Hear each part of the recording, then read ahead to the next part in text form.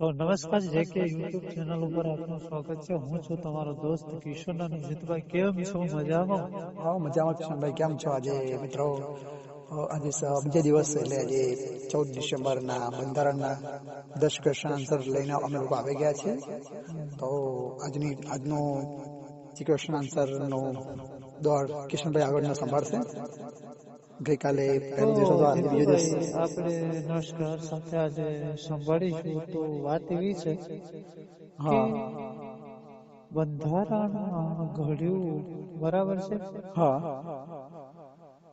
હા, ખૂબ સરસ. બાબા આંબેડકર. તો આપણે એ જાણવું જોઈએ કે બાબા આંબેડકર જન્મ જયંતિ કયા દિવસે ઉજવવામાં આવે છે? હા, તો મિત્રો એનો સાચો જવાબ છે 14 એપ્રિલ. 14 એપ્રિલ, બરાબર છે. બંધારણની રચના 1949 કયા માસમાં થઈ હતી? બરાબર છે, નવેમ્બરમાં. અરે સરસ જીતુભાઈ. નવેમ્બરમાં એની શરૂઆત થઈ. એનો અમલ જાન્યુઆરીમાં આવ્યો હતો, 1950 થી. 1950 થી 1 જાન્યુઆરી થી 26 જાન્યુઆરી થી પ્રજાસત્તાક દિન તરીકે આપણા દેશને મનાવવામાં આવે છે. અને 26 નવેમ્બરમાં એનું એક ઘડાયું હતું. 1949, બરાબર. હા, એટલે આપણે 26 નવેમ્બરના રોજ આપણે બંધારણ દિવસ મનાવીએ છીએ. આપણે લોકો 26 નવેમ્બરના 26/11 ના રોજ 26 નવેમ્બર. તો પ્રશ્ન નંબર 2, રાજ્યપાલને કોણ નિમણૂક કરે છે અને તેને શું કામગીરી આપવામાં આવે છે? અને મુખ્યમંત્રીને કોણ શપથ લેવડાવે છે? એક પ્રશ્નમાં 3 પ્રશ્નો સમાયેલા છે જીતુભાઈ. આઈ થિંક હું માનું ત્યાં સુધી મુખ્યમંત્રીને રાજ્યપાલ આપણે શપથ લેવડાવે, બરાબર?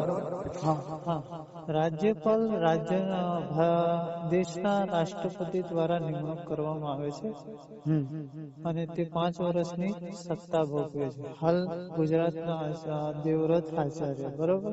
દેવવ્રત, બરાબર.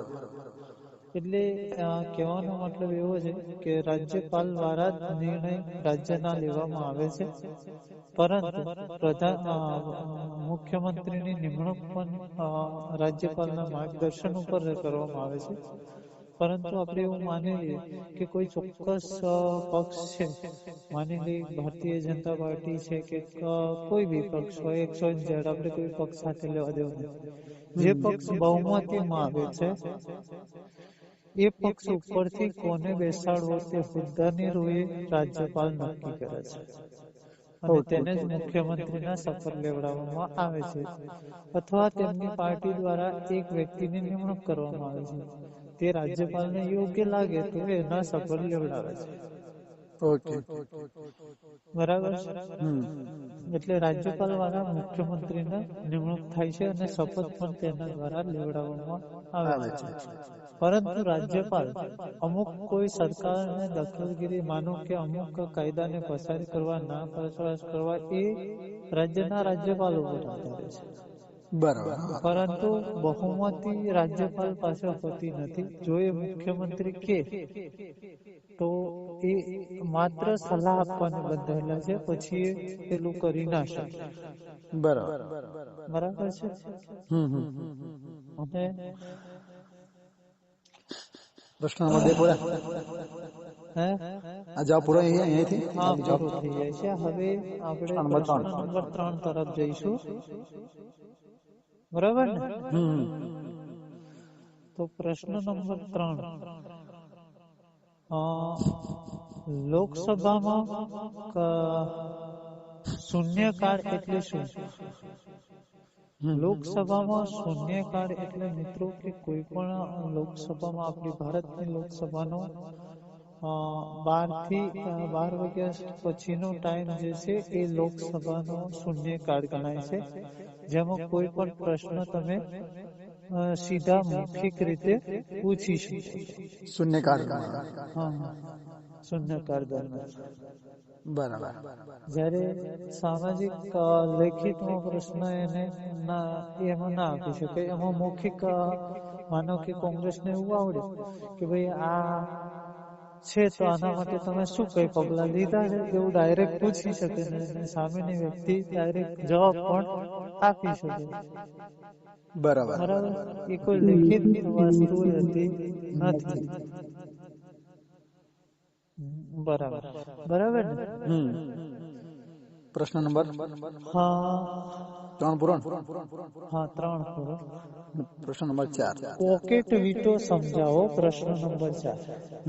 કોકેટ વીટો એટલે એવો છે કે એ ખીચામાં કોકેટ ઘાલીને નથી ફરતા, પરંતુ કોકેટ વીટાની અંદર એમાં એવું હોય છે કે 3 વીટો આવેલા છે. એમાંથી આપણો કોકેટ વીટો એવો છે કે રાષ્ટ્રપતિને જો આ મરજી પડે તો એના ઉપર ખરડો પસાર કરે છે. રાજ્યને એવું લાગે રાષ્ટ્રપતિને કે આ વીટો હમણાં મંજૂરી આપ્યા જેવો નથી, તો એને એમની પાસે રાખે છે અને એને કોકેટ વીટોમાં ફેરવી નાખે છે. એને કોકેટ વીટો કહેવાય છે.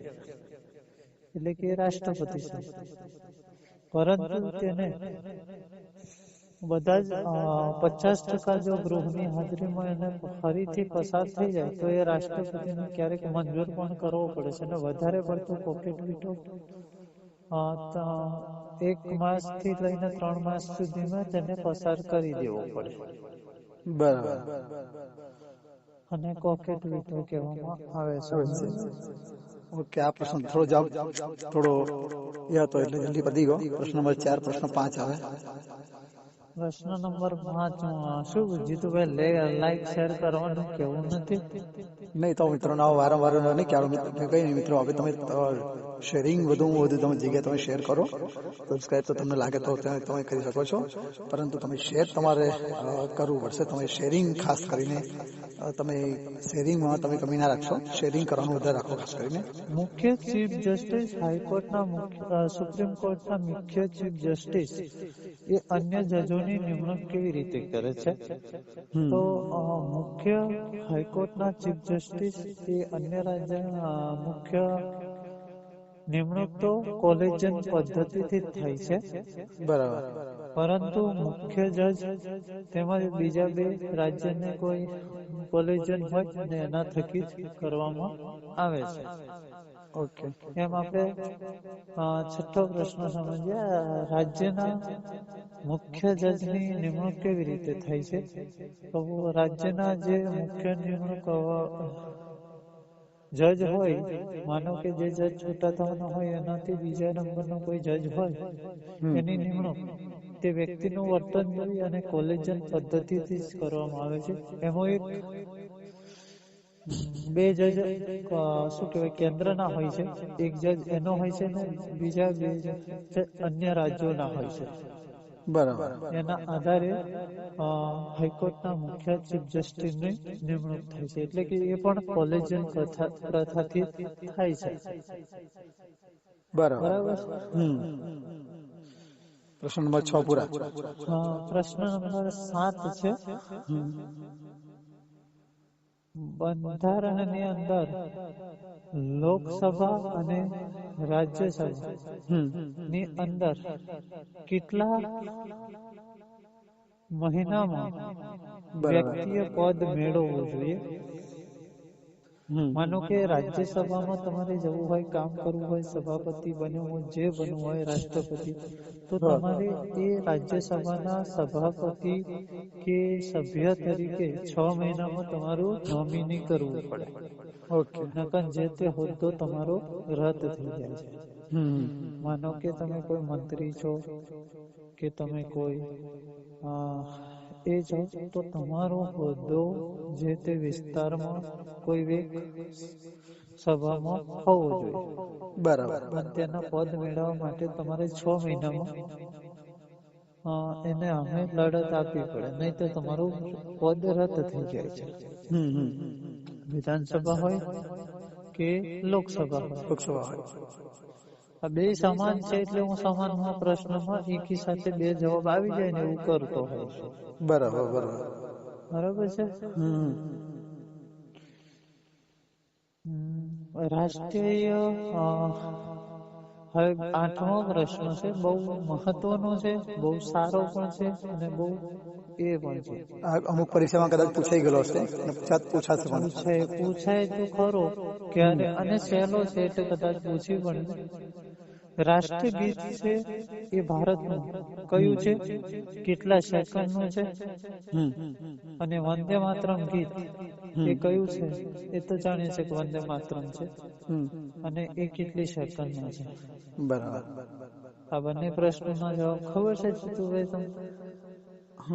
હાલ તો અત્યારે યાદ નથી આવતું, ભૂલી ગયો છે, કારણ કે સેકન્ડ તો થોડું કન્ફર્મ ઘણી બધી મને ખુદને પણ કન્ફ્યુઝન પહેલા હતું કે રાષ્ટ્રગીત ને 58 સેકન્ડ હું પણ ઘણી વખત લોકોનું કેવું માનતો હતો, ગણતો હતો, પરંતુ આ વસ્તુ ખોટી છે. 52 સેકન્ડનું છે. બરાબર.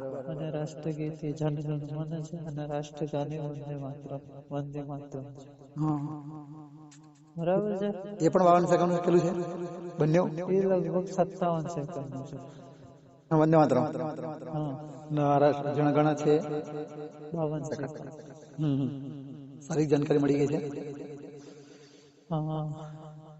પ્રશ્ન નંબર 9.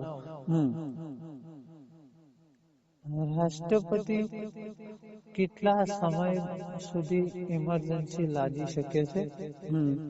તો રાષ્ટ્રપતિ કોઈ પણ ઇમરજન્સી લાદી હોય તે વિભાગમાં જ્યાં સુધી કોઈ ગૃહનો નિર્ણય ના આવે તો 6 મહિના સુધી ઇમરજન્સી લાદી શકે છે. બરાબર. પરંતુ આગળ જો લાદવાની હોય તો તેના માટે તે જાહેર કરે છે અને ફરીથી 6 મહિને લાદી શકે છે. બરાબર.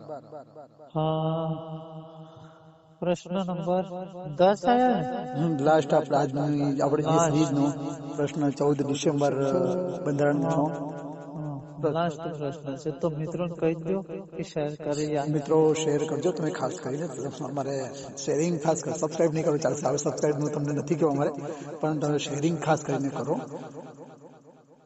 તો વિધાનસભાનો અને લોકસભાનો સત્ર કેટલો હોય છે? બહુ સહેલો પ્રશ્ન છે મિત્રો. વિધાનસભામાં પણ 3 હોય છે અને લોકસભામાં પણ 3 જ હોય છે. અને સત્રની શરૂઆત લગભગ ફેબ્રુઆરી માર્ચમાં થતી હોય છે. એ પહેલું સત્ર હોય છે.